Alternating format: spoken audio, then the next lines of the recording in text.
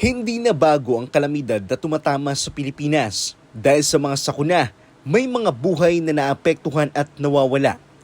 Para sa Office of Civil Defense, hindi lang dapat ang ahensya ang nakahanda.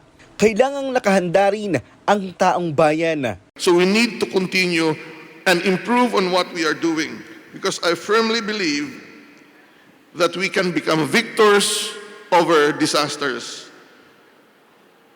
and not victims. Idinaos ang launching ng Panatag Pilipinas 2.0 sa Makati City na pinangunahan ng OCD. Ito ay isang whole-of-government approach kung paano haharapin ang kalamidad.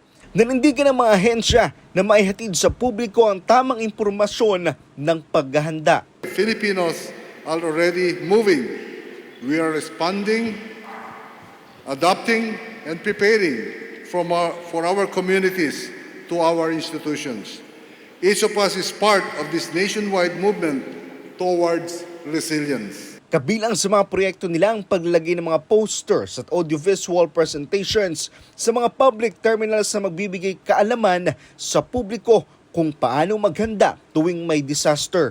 Kabilang rin sa kanilang mga estratehiya ang pagkakaroon ng artist ambassador na si Philippine Navy Reservist Major Dingdong Dantes. Sa ganitong paraan, mas mahihikayat ang publiko ng pakinggan ang mensahe ng pamahalaan para sa kanilang kaligtasan.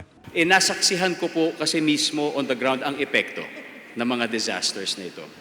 Nakita ko po yung mga bahay na gumuho, yung mga kabuhayang nawasak, at saka yung mga pamilyang nagdadalamhati. At higit pa doon, nasaksihan ko rin yung mga pangarap na nawawala. Isaiah Mirafuentes para sa Pambansang TV sa Bagong Pilipinas.